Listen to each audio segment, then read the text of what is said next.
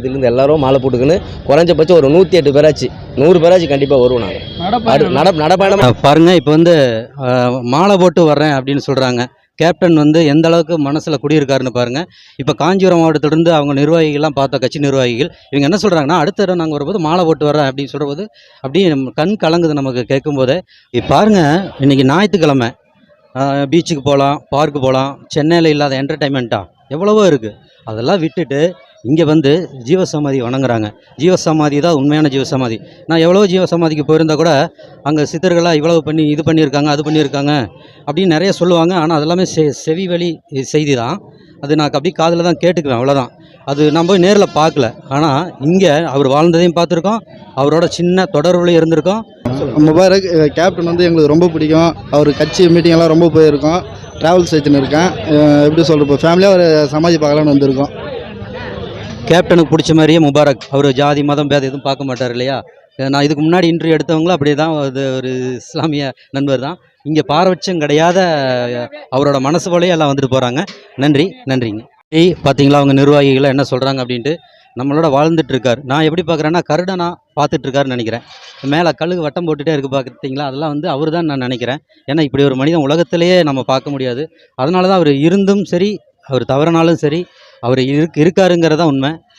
வணக்கம். நான் சேலம் மாவட்டம் சங்ககிரியிலேருந்து வரேங்க. நாங்கள் வந்து கிட்டத்தட்ட எனக்கு 43 வயசு ஆகுது. நான் குழந்தையிலேருந்தே தலைவருடைய ஒரு ரசிகர் தான். எங்கள் அப்பா பயங்கரமான ரசிகர். தலைவர் வந்து இன்னுமே நம்மளை விட்டு போனாலும் நம்ம கூட வாழ்ந்துட்டு இருக்காருங்க. அவர் பேரும் அவர் புகழும் இன்றைக்கி போல் என்றைக்குமே வாழ்கன மனமாற வாழ்த்துக்கிறேன். அவருடைய அன்னதானம் வந்து சாப்பிட்டேங்க. உண்மையாலுமே மனசுக்கு ரொம்ப நிறைவாக இருக்குது. என் குழந்தைங்களையும் கூட்டிகிட்டு இந்த இடத்துக்கு நான் வரணும். இது என்னுடைய ஆசைங்க. இதை வந்து யாருமே ஒரு இதாக கோயிலாக தான் பார்க்குறாங்களே தவிர, அவருடைய இனிமே அவர் நம்ம கூட வாழ்ந்துட்டு தாங்க இருக்காரு. அதுதான் உண்மைங்க. பிரகாஷ் சார் சொன்னார் பார்த்தீங்களா, அவர் தெய்வமாக இது கோயிலாக தான் வழிபடுறோம், அவர் எப்போவுமே நம்ம கூட தான் வாழ்ந்துட்டு இருப்பார் அப்படிங்கிறது எல்லாமே உண்மையான வார்த்தை. எந்த தலைவனுக்கு இந்த வார்த்தையெல்லாம் கிடைக்காது. நிறைய தலைவர்கள் வந்திருக்காங்க, போயிருக்காங்க, எல்லா ஸ்டேட்டில் எல்லா மாநிலத்திலையுமே. ஆனால் இப்படி ஒரு உண்மையான அவங்களாம் பஸ்ஸுக்கெல்லாம் எப்படி ரெடி பண்ணிட்டு தான் இங்கே வந்திருப்பாங்க. சேலத்துலேருந்து வர்றாங்கன்னா எல்லாம் பணக்காரங்க கிடையாது. அவர் இருந்தால் எப்படியோ அதே மாதிரி தான். அவர் இல்லைனா கூட ஆத்மார்த்தமாக சொந்த காசை போட்டு ஃபேமிலியோட கடனெல்லாம் வாங்கிட்டு வந்து பார்க்குறாங்கன்னா இது உண்மை. இது யாருக்கு கிடைக்குன்னா நம்மளாம் அவரை பின்பற்றினாலே போதும். இவர் வந்து என்னுடைய ஃப்ரெண்டுங்க.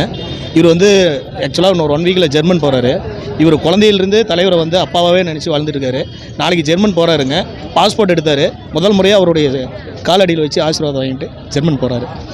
கௌதம் நண்பர் பார்த்தீங்கன்னா ஜெர்மன் போகிறாரு. ஜெர்மன் போகிறதுக்கு முன்னாடி கேப்டனோட ஜீவ சமாதிக்கு வந்து ஆசீர்வாதம் வாங்கிட்டு போகிறாரு. அந்த அளவுக்கு தான் அவரோட ஜீவ சமாதியில் ஒரு சக்தி இருக்குது அப்படின்னு எல்லாம் நம்புகிறாங்க. நன்றி.